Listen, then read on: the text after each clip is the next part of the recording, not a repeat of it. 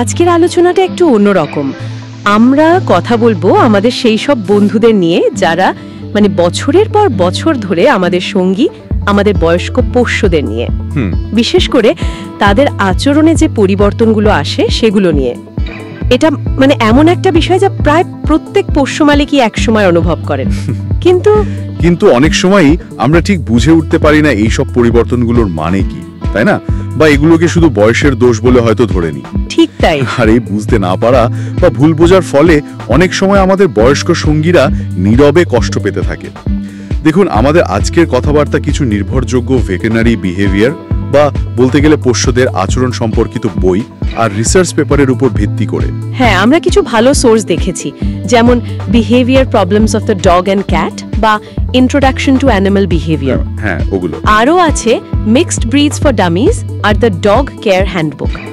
এই সব সূত্র থেকে পাওয়া তথ্যের আলোকেই আমরা আজ একটু গভীরে যাওয়ার চেষ্টা করব।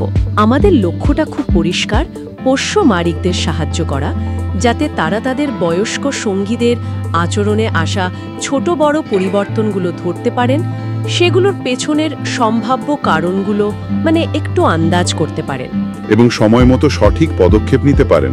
অবশ্যই। অনেকেই হয়তো তাদের প্রিয় কুকুর বা বিড়ালটির মধ্যে কিছু নতুনত্ব খেয়াল করছেন। হয়তো আগের মতো লাফঝাপ করছে না, বা একটু বেশি ঘুমাচ্ছে, কিংবা হয়তো হঠাৎ রেগে যাচ্ছে। মনে প্রশ্ন আসতেই পারে, এটা কি শুধুই বয়স, নাকি এর পেছনে অন্য কিছু আছে? ঠিক। এই বিষয়গুলো নিয়েই আজ আমরা খোলামেলা আলোচনা করব। অনেকটা যেমন ধরুন, আমরা ক্লিনিকে দুটো সহকর্মী যখন নিজেদের মধ্যে কোনো কেস নিয়ে আলোচনা করি, সেই রকম।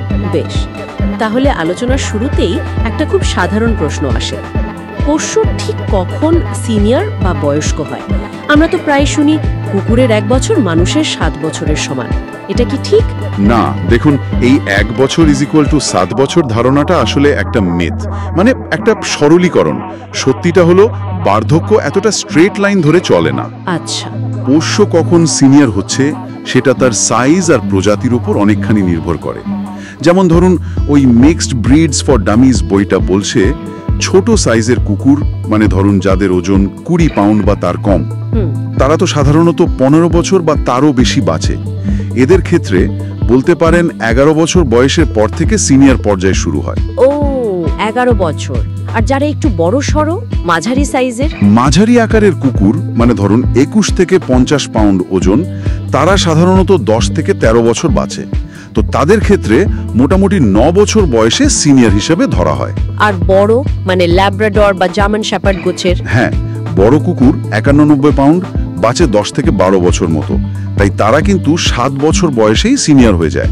আর যারা খুব বড়, গ্রেট ডেন বা সেন্ট বার্নার্ডের মতো 90 পাউন্ডের বেশি ওজনের, তারা আরো আগে। হ্যাঁ, তারা 8-10 বছর বাঁচে এবং মাত্র 6 বছর বয়স থেকেই সিনিয়র হিসাবে বিবেচিত হতে পারে।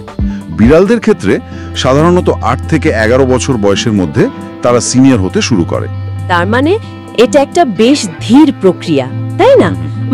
রাতারাতি কিছু হয় না। একদম। আর শুরুতে হয়তো বাইরে থেকে কোনো স্পষ্ট লক্ষণও টেরও পাওয়া যায় না। বোঝা গেল। তার বয়সটা একটা ফ্যাক্টর, কিন্তু সেটাই সব নয়। আচ্ছা, এই বয়স্ক পোষ্যদের আচরণগত পরিবর্তনের দিকে এত মনোযোগ দেওয়াটা জরুরি কেন? অনেকে তো ভাবেন বয়স বাড়ছে, একটু একটু বদলাবেই তো বটে। এখানেই তো আসল পয়েন্টটা। ভেটেরিনারি মেডিসিনের দিক থেকে দেখলে বয়স্ক পোষ্যদের আচরণগত পরিবর্তন প্রায়শই কিন্তু কোনো শারীরিক বা মানসিক অসুস্থতার প্রথম লক্ষণ হতে পারে। এটা শুধু বুড়িয়ে যাওয়া নয়, বুঝলেন? ও আচ্ছা, এটা একটা সিগন্যাল হতে পারে। একদম। যেমন হয়তো পোষ্যটি ভেতরে ভেতরে ব্যথায় ভুগছে, অথবা তার দেখার বা শোনার ক্ষমতা কমে আসছে, কিংবা ধরুন তার কগনিটিভ ডিসফাংশন সিনড্রোম বা সিডিএস, মস্তিষ্কের কার্যকারিতা কমে যাওয়ার মতো স্নায়বিক সমস্যা হচ্ছে। আমাদের সোর্সগুলো, বিশেষ করে ওই ইন্ট্রোডাকশন টু অ্যানিমাল বিহেভিয়ার আর চ্যাপ্টার 13 বলছে এই পরিবর্তনগুলো যদি শুরুতেই ধরা যায়, তাহলে চিকিৎসা তাড়াতাড়ি শুরু করা যায়। ঠিক তাই। সঠিক রোগ নির্ণয় ও চিকিৎসা অনেক আগে শুরু করা যায়, আর তার ফলে পোষ্যের কষ্ট কমানো যায়, তার জীবনের মান কোয়ালিটি অফ লাইফ সেটা ভালো করা যায়, আর অনেক ক্ষেত্রে আয়ুও বাড়ানো সম্ভব হয়। তার পোষ্যের আচরণে একটা ছোট্ট পরিবর্তনও আসলে একটা গুরুত্বপূর্ণ ক্লু হতে পারে, যা আমাদের বলছে ভেতরে কিছু একটা ঠিক নেই। এটাকে অবহেলা করা একদম উচিত নয়। একেবারেই। অনেক মালিক হয়তো জানেনই না যে এই পরিবর্তনগুলোর পেছনে চিকিৎসার যোগ্য কারণ থাকতে পারে এবং তার জন্য নির্দিষ্ট উপায়ও আছে। আসুন এবার কিছু সাধারণ পরিবর্তন আর তার পেছনের কারণগুলো নিয়ে একটু বিস্তারিত কথা বলি। যেমন বয়স বাড়ার সাথে সাথে দেখা বা শোনার ক্ষমতা কমে যাওয়াটা তো খুব স্বাভাবিক, তাই না? এর ফলে আচরণে কী ধরনের প্রভাব পড়তে পারে? পোষ্য কি সহজে চমকে যায়? হ্যাঁ, এটা খুব কমন একটা ব্যাপার। যেমন ধরুন, দৃষ্টিশক্তি কমতে থাকলে পোষ্য হয়তো পরিচিত পরিবেশেও নতুন কোনো জিনিস দেখে, ধরুন বাগানের একটা নতুন টব বা ঘরের আসবাবপত্রের সামান্য জায়গা বদল, এতেই ভয় পেয়ে যেতে পারে। সিঁড়ি দিয়ে নামতে বা উঁচু জায়গায় উঠতে ইতস্তত করতে পারে। হ্যাঁ, সেটাও করে। আবার শ্রবণ শক্তি কমে গেলে হয়তো পিছন থেকে বা সে যখন ঘুমোচ্ছে তখন হঠাৎ ধরলে সে মারাত্মক চমকে যেতে পারে, এমনকি বিরক্ত হয়ে বা ভয় পেয়ে কামড়েও দিতে পারে। ওহ বাবা! এজন্যই বয়স্ক ঘুমন্ত পোষ্যকে হঠাৎ করে স্পর্শ না করাই ভালো। তার মানে এই চমকে যাওয়াটা শুধু অভ্যাসের ব্যাপার নয়, এর সাথে ভয় বা বিরক্তিও জড়িত থাকতে পারে। অবশ্যই। তবে একটা মজার ব্যাপারও আছে। অনেক সময় দেখা যায় শ্রবণ শক্তি কমার একটা উল্টো দিকও আছে।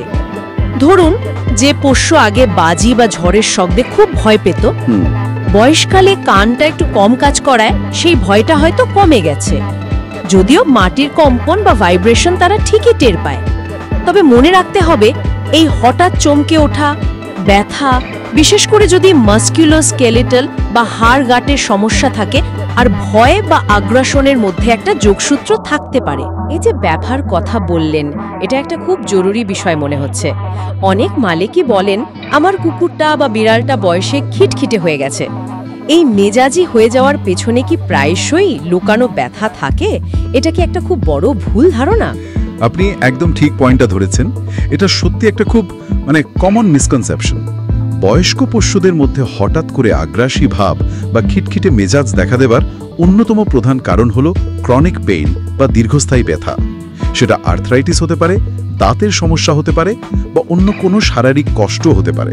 বিশেষ করে যখন ওদের ধরা হয়। হ্যাঁ, বিশেষ করে যখন তাদের ধরা হয় বা কোনো নির্দিষ্ট জায়গায় স্পর্শ করা হয়, তখন ব্যথা বাড়ার কারণে তারা রেগে যেতে পারে। এমনকি ওই ইন্ট্রোডাকশন টু অ্যানিমাল বিহেভিয়ার বইটাতেও আছে, কিছু গবেষণায় মাস্কুলোস্কেলেটাল ব্যথার সাথে শব্দে ভয় পাওয়া বা নয়েজ ফোবিয়ার সম্পর্ক পাওয়া গেছে। সেটা কিভাবে? কারণটা হলো, ধরুন হঠাৎ শব্দে সে চমকে উঠল আর তাতে তার শরীরে ব্যথা লাগলো, ফলে সে ওই শব্দটাকেই ভয়ের কারণ বলে ধরে নেয়। তাদের ক্ষেত্রে লক্ষণগুলো আরও সূক্ষ্ম হতে পারে। হয়তো সে আগের মতো কোলে আসছে না, আদর করলে সরে যাচ্ছে, বা যে সোফাটায় লাফ দিয়ে উঠত সেখানে আর উঠছে না। এগুলো খেয়াল করতে হবে।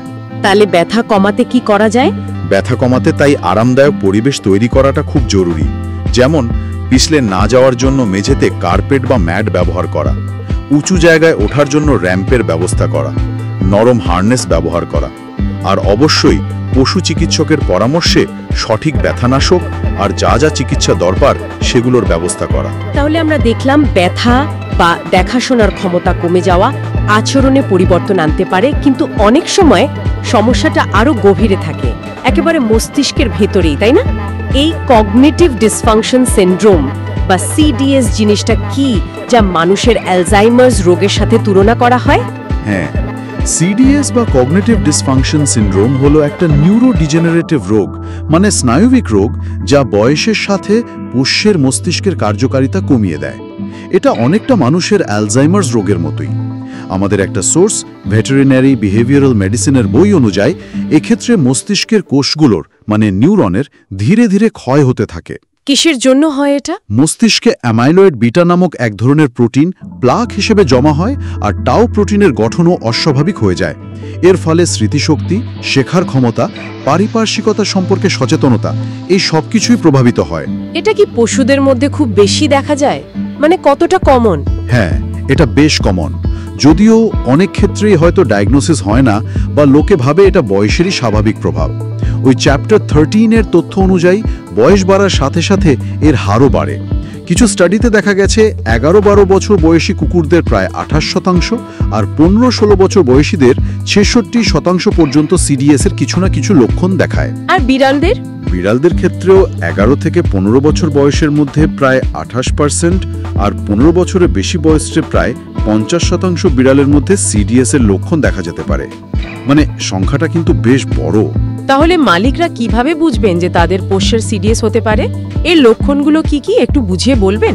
হ্যাঁ, সিডিএস এর লক্ষণগুলো মনে রাখার জন্য একটা খুব সহজ উপায় আছে, যা আমাদের সূত্রগুলোতেও বলা হয়েছে। সেটা হলো ডিশ আ অ্যাক্রোনিম, DISHAA। দিশা। হ্যাঁ, ডি হলো ডিসওরিয়েন্টেশন বা দিকভ্রান্তি, মানে পোষ্য পরিচিত জায়গায় গুলিয়ে ফেলতে পারে, ঘরের কোনায় গিয়ে আটকে যেতে পারে, বা ধরুন দরজার ভুল দিকে মানে কবজার দিকে যাওয়ার চেষ্টা করতে পারে। আচ্ছা। আই হলো ইন্টারাকশনস বা পারস্পরিক সম্পর্কে পরিবর্তন। মানুষ বা অন্যান্য পোষ্যের সাথে তার আচরণ বদলে যেতে পারে। হয়তো সে আগের মতো সঙ্গ চাইছে না, একা একা থাকছে, অথবা ঠিক উল্টোটা খুব বেশি আঁকড়ে ধরছে, ক্লিঙি হয়ে যাচ্ছে, অথবা অকারণে খিটখিট করছে। তারপর এস। এরপর এস হলো স্লিপ ওয়েক সাইকেলস বা ঘুম ও জাগরণের অভ্যাসে পরিবর্তন। এটা খুব কমন। রাতে হয়তো ছটপট করছে, ঘুমোচ্ছে না, জেগে থাকছে, ডাকাডাকি করছে, আর দিনের বেলায় বেশি ঘুমোচ্ছে। হ্যাঁ। এইচ হলো হাউস সয়েলিং বা বাড়ির ভেতরে, মানে যেখানে করার কথা নয় সেখানে মলমূত্র ত্যাগ করা। যে পোষ্য এতদিন পরিষ্কার ছিল সে হয়তো হঠাৎ ঘরের ভেতরে কাজ সেরে ফেলছে বা বাইরে যাওয়ার যে সিগন্যাল দিত সেটা দিতে ভুলে যাচ্ছে। আর দুটো এ আছে বললেন? হ্যাঁ, দুটো এ। প্রথম এ হলো অ্যাক্টিভিটি লেভেল চেঞ্জেস বা কার্যকলাপের পরিবর্তন। পোষ্য হয়তো খুব অস্থিরভাবে পায়চারি করছে, উদ্দেশ্যহীনভাবে এদিক ওদিক ঘুরে বেড়াচ্ছে, অথবা ঠিক উল্টো খেলার আগ্রহ একদম হারিয়ে ফেলেছে, কেমন যেন নির্লিপ্ত, অ্যাপেথেটিক হয়ে গেছে। আর শেষের এ হলো অ্যাংজাইটি বা উদ্বেগ বেড়ে যাওয়া। একা থাকতে ভয় পাওয়া, মানে সেপারেশন অ্যাংজাইটি নতুন করে শুরু হওয়া বা বেড়ে যাওয়া, অথবা অন্ধকারে ভয় বা কোনো কারণ ছাড়াই ছটফট করা, এই ধরনের জিনিস দেখা দিতে পারে। এছাড়াও মানে অতিরিক্ত ডাকাডাকি করা বা একটানা শরীরের কোনো অংশ চাটার মতো কম্পালসিভ আচরণও কিন্তু সিডিএস এর সাথে যুক্ত থাকতে পারে। এই DISHA লক্ষণগুলো তো অনেকগুলোই বেশ সূক্ষ্ম, মানে চট করে বোঝা কঠিন হতে পারে। তাহলে পশু চিকিৎসকরা কিভাবে নিশ্চিত হন যে এটা সিডিএস, অন্য কিছু নয়? খুব ভালো প্রশ্ন। দেখুন, পশু চিকিৎসকরা সাধারণত মালিকদের একটা বিস্তারিত প্রশ্নাবলী বা চেকলিস্ট পূরণ করতে বলেন। আমাদের একটা সোর্সে যেমন ফর্ম 13.1, 13.2 উল্লেখ আছে। এই প্রশ্নগুলো পোষ্যের আচরণগত পরিবর্তনের খুঁটিনাটি জানতে সাহায্য করে। কবে শুরু হয়েছে, কখন বাড়ে, কোন পরিস্থিতিতে হয় ইত্যাদি। কিন্তু এটাই কি যথেষ্ট? না, সবচেয়ে গুরুত্বপূর্ণ বিষয় হল সিডিএস একটা ডায়াগনোসিস অফ এক্সক্লুশন, মানে অন্য সব সম্ভাব্য কারণ বাদ দেওয়ার পরে এটা ধরা হয়। এই আচরণগুলোর পেছনে অন্য কোনো শারীরিক কারণ আছে কিনা, যেমন ব্যথা, সেন্সরি লস, হরমোনের সমস্যা বা অন্য কোনো সিস্টেমিক রোগ, সেটা আগে নিশ্চিত করতে হয়। সব শারীরিক কারণ রুল আউট করার পরেই সিডিএস নির্ণয় করা হয়। তার মানে যদি কোনো মালিক তার বয়স্ক পোষ্যের মধ্যে দিশার মতো কোনো লক্ষণ দেখেন, বা ধরুন পোষ্য হঠাৎ বেশি ডাকাডাকি করছে বা ঘরের ভেতরে নোংরা করছে, তাহলে তার প্রথম কাজ কি হওয়া উচিত? সোজা কথায় প্রথম এবং সবচেয়ে গুরুত্বপূর্ণ পদক্ষেপ হলো একদম দেরি না করে একজন অভিজ্ঞ পশু চিকিৎসকের কাছে যাওয়া। যে কোনো আচরণগত পরিবর্তনের আসল কারণটা খুঁজে বের করাটা মাস্ট। এর জন্য সম্পূর্ণ ফিজিক্যাল এক্সামিনেশন লাগবে, রক্ত আর ইউরিন টেস্ট করাটা জরুরি। প্রয়োজনে thyroid hormone test, blood pressure মাপা বা এক্স-রে বা আল্ট্রাসাউন্ডের মতো ইমেজিং করার প্রয়োজন হতে পারে। শুধু শারীরিক পরীক্ষায় কি যথেষ্ট, নাকি মালিকের পর্যবেক্ষণও খুব জরুরি? মানে মালিক কি বলছেন সেটার গুরুত্ব কতটা? মালিকের পর্যবেক্ষণ এবং তার দেওয়া বিস্তারিত ইতিহাস বা হিস্ট্রি রোগ নির্ণয়ের জন্য অত্যন্ত জরুরি। মানে কবে থেকে পরিবর্তন শুরু হলো, ঠিক কি কি পরিবর্তন লক্ষ্য করা যাচ্ছে, কোন পরিস্থিতিতে বাড়ছে বা কমছে, বাড়ির পরিবেশে বা রুটিনের সম্প্রতি কোনো পরিবর্তন এসেছে কিনা, পোষ্যের খাবার বা ওষুধে কোনো বদল হয়েছে কিনা, এসব তথ্য পশু চিকিৎসককে সঠিক ডায়াগনোসিসে পৌঁছাতে বিরাট সাহায্য করে। মনে রাখতে হবে, বয়স্ক পোষ্যদের ক্ষেত্রে প্রায়শই একাধিক সমস্যা একসাথে থাকে, যেমন ধরুন আর্থ্রাইটিসের ব্যথা আর সিডিএস দুটোই থাকতে পারে। তাই একটা হোলিস্টিক বা সামগ্রিক দৃষ্টিভঙ্গি নিয়ে এগোনো প্রয়োজন। ধরা যাক রোগ নির্ণয় হলো, সেটা ব্যথা হোক, সিডিএস হোক বা অন্য কিছু। এরপর কি ধরনের ব্যবস্থা নেওয়া যেতে পারে? এটা কি শুধু ওষুধ দিয়ে চিকিৎসা, নাকি আরও কিছু করার আছে? না, শুধু ওষুধ নয়, একটা মাল্টিমোডাল অ্যাপ্রোচ বা সমন্বিত ব্যবস্থাপনাই সবচেয়ে ভালো কাজ করে। আমাদের সূত্রগুলো এই দিকেই জোর দেয়। এর মধ্যে কয়েকটা জরুরি দিক হলো, যেমন প্রথমত অবশ্যই শারীরিক সমস্যার চিকিৎসা। যদি কোনো নির্দিষ্ট রোগ ধরা পড়ে, যেমন আর্থ্রাইটিস বা দাঁতের সমস্যা বা ধরুন হাইপোথাইরয়েডিজম, তবে তার সঠিক চিকিৎসা করতে হবে। ব্যথার জন্য উপযুক্ত ব্যথানাশক বা পেইন ম্যানেজমেন্ট করাটা খুব জরুরি। দ্বিতীয়ত পরিবেশগত ব্যবস্থাপনা বা এনভায়রনমেন্টাল মডিফিকেশন, এটা খুব গুরুত্বপূর্ণ। বয়স্ক পোষ্যের জন্য পরিবেশটাকে যথাসম্ভব আরামদায়ক এবং নিরাপদ করে তুলতে হবে। পরিবেশগত ব্যবস্থাপনা বলতে ঠিক কি বোঝায়? একটু উদাহরণ দিয়ে বলবেন? মানে বাড়ির ভেতরে কি কি পরিবর্তন আনা যেতে পারে? অবশ্যই, যেমন একটা নিয়মিত রুটিন, মানে খাওয়ার, ঘুম, বাইরে যাওয়া, এগুলো একটা নির্দিষ্ট সময় করলে বয়স্ক পোষ্যদের খুব সাহায্য হয়, বিশেষ করে যারা সিডিএসে ভুগছে বা কনফিউজ থাকে। বাড়িতে বড় কোনো পরিবর্তন, যেমন নতুন আসবাবপত্র আনা বা ঘর বদল, এগুলো আনলে সেটা ধীরে ধীরে করতে হবে, যাতে ওরা অ্যাডজাস্ট করার সময় পায়। আর বাড়ির ফ্লোর বা ফার্নিচার নিয়ে কিছু? হ্যাঁ, মেঝে ঘাম পিছল নাল না হয় তার জন্য নন স্লিপ ম্যাট বা কার্পেট ব্যবহার করা যেতে পারে। উঁচু জায়গায় যেমন সোফা বা গাড়িতে ওঠার জন্য র্যাম্প বা ছোট স্টেপসের ব্যবস্থা করা যেতে পারে। খাবার আর জলের বাটি একটু উঁচু করে দিলে ঘাড় নিচু করে খেতে সুবিধা হয়, বিশেষ করে যাদের স্পাইন বা ঘাড়ে ব্যথা আছে। শান্ত নিরিবিলি জায়গায় খাবার দেওয়া ভালো। রাতে মৃদু আলো জ্বেলে রাখা যেতে পারে, যাতে ওরা হোঁচট না খায় বা দিকভ্রান্তি কম হয়। আর অবশ্যই পোষ্যকে চমকে দেওয়া বা হঠাৎ ভয় পাইয়ে দেওয়া একদম এড়িয়ে চলতে হবে। পরিবেশের পাশাপাশি আচরণের দিক থেকেও কি কিছু করা যায়, মানে ট্রেনিং বা এরকম কিছু? হ্যাঁ, অবশ্যই। আচরণ পরিবর্তন কৌশল বা বিহেভিয়ার মডিফিকেশন কাজে লাগতে পারে, যেমন পজিটিভ রিএনফোর্সমেন্ট বা রিওয়ার্ড বেসড ট্রেনিং ব্যবহার করে ভালো আচরণকে উৎসাহিত করা।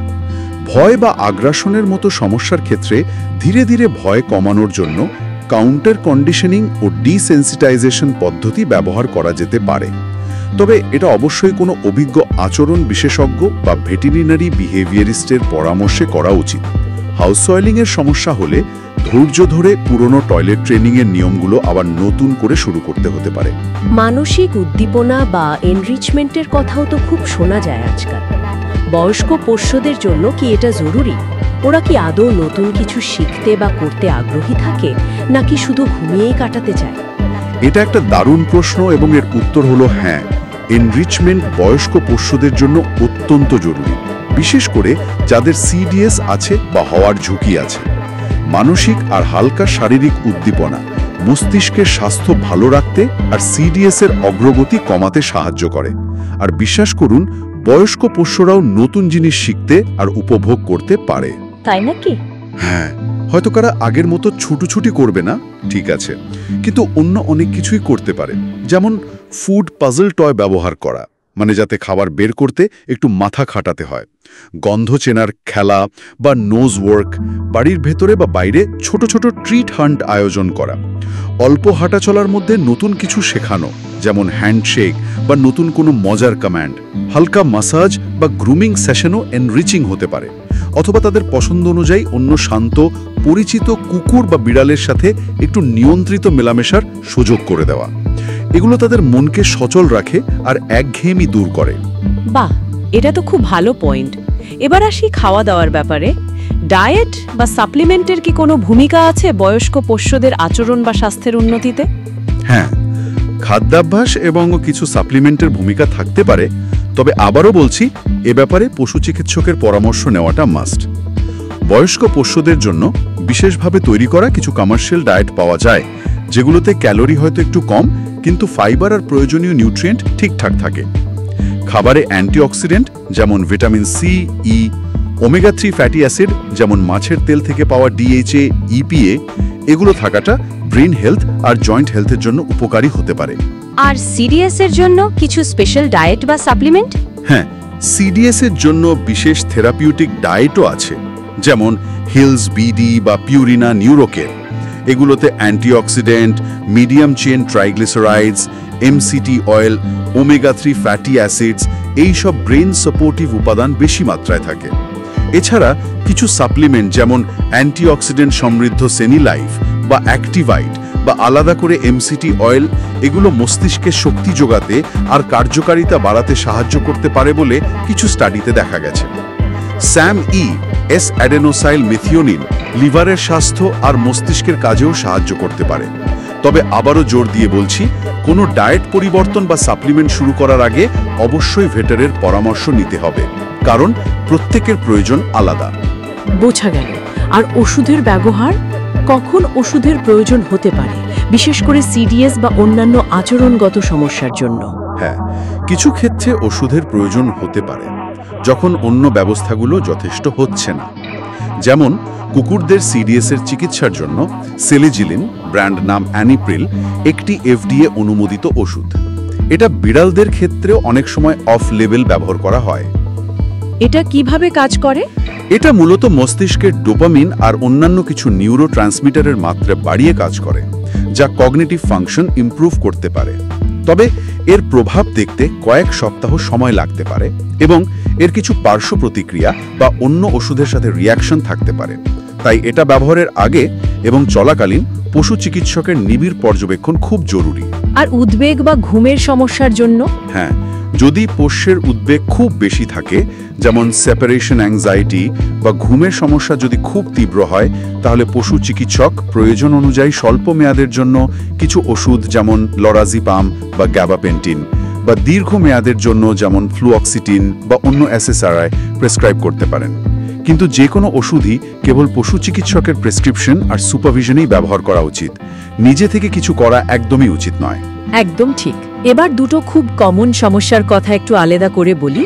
রাতে জেগে থাকা আর হাউস সয়েলিং, মানে ঘরের ভেতরে নোংরা করে ফেলা। এগুলোর ব্যবস্থাপনার জন্য কি বিশেষ কিছু করণীয় আছে? হ্যাঁ, দুটোই খুব কমন আর মালিকদের জন্য বেশ ঝামেলার। রাতে জেগে থাকার ক্ষেত্রে প্রথম কাজ হলো কোনো আন্ডারলাইং শারীরিক কারণ আছে কিনা দেখা, যেমন ব্যথা বা ঘন ঘন প্রস্রাবের চাপ, ইনফেকশন, কিডনি সমস্যা বা ডায়াবেটিসের জন্য হতে পারে, বা হজমের সমস্যা। এগুলো রুল আউট করতে হবে। যদি শারীরিক কারণ না থাকে, তবে দিনের বেলায় পোষ্যের শারীরিক আর মানসিক অ্যাক্টিভিটি বা এনরিচমেন্ট বাড়াতে হবে, যাতে রাতে সে স্বাভাবিকভাবে ক্লান্ত থাকে। শোবার জায়গাটা আরামদায়ক, অন্ধকার আর শান্ত রাখতে হবে। প্রয়োজনে হালকা নাইট লাইট বা হোয়াইট নয়েজ মেশিন ব্যবহার করা যেতে পারে। রাতে জেগে উঠে ডাকাডাকি করলে বা ছটপট করলে তাকে অতিরিক্ত মনোযোগ দেওয়া বা খাবার দিয়ে শান্ত করার চেষ্টা না করাই ভালো, কারণ তাতে অজান্তেই ওই আচরণটা রিইনফোর্সড হয়ে যেতে পারে। আর খুব প্রয়োজন হলে পশু চিকিৎসক ঘুমের জন্য নিরাপদ কোনো ওষুধ বা সাপ্লিমেন্ট যেমন মেলাটোনিন অল্প সময়ের জন্য প্রেসক্রাইব করতে পারেন। আর হাউস সয়েলিং বা ঘরের ভেতরে নোংরা করার সমস্যা, এটা তো খুব ফ্রাস্ট্রেটিং হতে পারে মালিকদের জন্য। খুবই ফ্রাস্ট্রেটিং। হাউস সয়েলিং এর ক্ষেত্রেও প্রথম ধাপ হলো শারীরিক কারণ খুঁজে বের করা এবং তার চিকিৎসা করা, যেমন ইউরিনারি ইনফেকশন, ব্ল্যাডার স্টোন, কিডনির রোগ, ডায়াবেটিস বা আর্থ্রাইটিসের জন্য লিটার বক্সে যেতে বা বাইরে যেতে কষ্ট হচ্ছে কিনা সেটা দেখা। শারীরিক কারণ না পেলে তাহলে ধৈর্য ধরে বেসিক হাউস ট্রেনিং আবার শুরু করতে হবে, মানে নিয়মিত ঘন ঘন বাইরে নিয়ে যাওয়া, বিশেষ করে ঘুম থেকে উঠে, খাওয়ার পর, খেলার পর, আর ঠিক জায়গায় কাজ সারলে প্রচুর প্রশংসা আর ট্রিট দিয়ে রিওয়ার্ড করা। যে জায়গাগুলো সে আগে নোংরা করেছে সেগুলো এনজাইম ক্লিনার দিয়ে খুব ভালো করে পরিষ্কার করতে হবে, যাতে কোনো গন্ধ না থাকে, কারণ গন্ধ পেলে সেখানে আবার করার প্রবণতা বাড়ে। আর কোনো টিপস? প্রয়োজনে ইনকন্টিনেন্স প্যাড বা কুকুরের জন্য ডায়াপার ব্যবহার করা যেতে পারে, বিশেষ করে যখন মালিক বাড়িতে থাকছেন না। যদি এর পেছনে উদ্বেগ বা সিরিয়াস কারণ হয়, তবে তার ম্যানেজমেন্ট প্রয়োজন। আর চলাফেরার সমস্যা থাকলে উপযুক্ত ব্যবস্থা নিতে হবে, যেমন কুকুরদের জন্য বাইরে যাওয়ার পথে বা সিঁড়িতে র্যাম্প দেওয়া, আর বিড়ালদের জন্য নিচু ধারওয়ালা বড় আকারের বা একাধিক লিটার বক্স ঘরের এমন জায়গায় রাখা যেখানে সে সহজে যেতে পারে।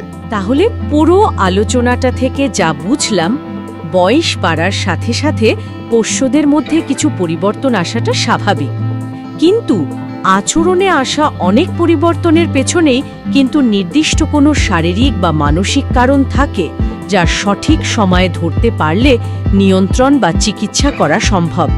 শুধু বয়স হয়েছে বলে ছেড়ে দেওয়াটা একদম ঠিক নয়। একদম ঠিক, এটাই হলো বটম লাইন। মূল কথাটা হলো পোষ্যকে খুব মন দিয়ে পর্যবেক্ষণ করা, তার ছোট ছোট পরিবর্তনগুলো খেয়াল করা আর যে কোনো অস্বাভাবিক বা চিন্তার মতো পরিবর্তন লক্ষ্য করলেই পশু চিকিৎসকের সাথে খোলাখুলি আলোচনা করা। আমাদের লক্ষ্য হওয়া উচিত পোষ্যের জীবনের এই পড়ন্ত বেলায় তার আরাম নিশ্চিত করা, তার কষ্ট কমানো, মস্তিষ্কের কার্যকারিতা যতটা সম্ভব ভালো রাখা, আর সবকিছুর ওপরে মালিকের সাথে তার যে এত বছরের গভীর ভালোবাসার বন্ধন সেটাকে অটুট রাখা। অনেক সময় পরিস্থিতি এমন জায়গায় পৌঁছায় যখন মালিকদের খুব কঠিন সিদ্ধান্ত নিতে হয়, তাই না? জীবনের শেষ দিকের যত্ন বা প্রয়োজনে ইউথেনেশিয়া বা শান্তিদায়ক মৃত্যুর মতো বিষয়গুলো তো এসে পড়ে। হ্যাঁ, এটা এই আলোচনার একটা অত্যন্ত সংবেদনশীল কিন্তু জরুরি অংশ। অস্বীকার করার উপায় নেই, পোষ্যের জীবনের মান বা কোয়ালিটি অফ লাইফ মূল্যায়ন করাটা তখন খুব গুরুত্বপূর্ণ হয়ে ওঠে। কিছু প্রশ্ন নিজেকে করতে হয়। তার ভালো দিনের চেয়ে কি খারাপ দিনের সংখ্যা বেশি হয়ে যাচ্ছে? সে কি ক্রমাগত কষ্টে আছে যা আর কোনোভাবে ম্যানেজ করা যাচ্ছে না? সে কি তার পছন্দের কাজগুলো আর করতে পারছে না? এই বিষয়গুলো পশু চিকিৎসকের সাথে খোলামেলা আলোচনা করে সব দিক ভেবে অনেক সময় একটা সহানুভূতিপূর্ণ সিদ্ধান্ত নিতে হয়। এটা নিঃসন্দেহে খুব কঠিন, খুব বেদনাদায়ক একটা সিদ্ধান্ত, কিন্তু কখনো কখনো পোষ্যকে আর কষ্ট পেতে না দেওয়াটাই তার প্রতি সবচেয়ে বড় ভালোবাসা ও দায়িত্ব পালন হয়ে দাঁড়ায়। আজকের আলোচনা থেকে একটা বিষয় খুব স্পষ্ট হলো যে বয়স্ক পোষ্যের যত্ন নেওয়াটা শুধু কিছু সমস্যা সমাধান করা নয়, বরং এটা তাদের জীবনের একটা বিশেষ পর্যায়কে সুন্দর করে তোলার, উদযাপন করারও একটা সুযোগ। খুব সুন্দর বলেছেন। এটাই আসল কথা। আমাদের শুধু সমস্যাগুলোর দিকে ফোকাস না করে এটা ভাবা উচিত আমরা কিভাবে আমাদের এই বয়স্ক বিশ্বাস্ত বন্ধুদের জীবনের এই সময়টাকে আরো আনন্দময়, আরো আরামদায়ক করে তুলতে পারি। তাদের দীর্ঘদিনের সঙ্গ, তাদের নীরব ভালোবাসা, তাদের অভিজ্ঞতাকে আমরা কিভাবে সম্মান জানাতে পারি। কিভাবে? হয়তো সেটা তাদের প্রিয় নরম বিছানাটাকে জানালার ধারে, যেখানে রোদ আসে, সেখানে পেতে দেওয়া, বা তাদের প্রিয় খাবারটা একটু অন্যভাবে মেখে দেওয়া যেটা খেতে তাদের সুবিধা হয়, কিংবা ধরুন কাজ থেকে ফিরে বা ছুটির দিনে আর কিছু না করে শুধু তাদের পাশে কিছুক্ষণ চুপচাপ বসে থাকা, আলতো করে গায়ে হাত বুলিয়ে দেওয়া। এই ছোট ছোট যত্নগুলোই হয়তো তাদের শেষ জীবনটাকে অনেক বেশি শান্তিময় আর আনন্দময় করে তুলতে পারে। এটাই বোধহয় আমাদের তরফ থেকে তাদের প্রতি শ্রেষ্ঠ কৃতজ্ঞতা জানানো, তাই না?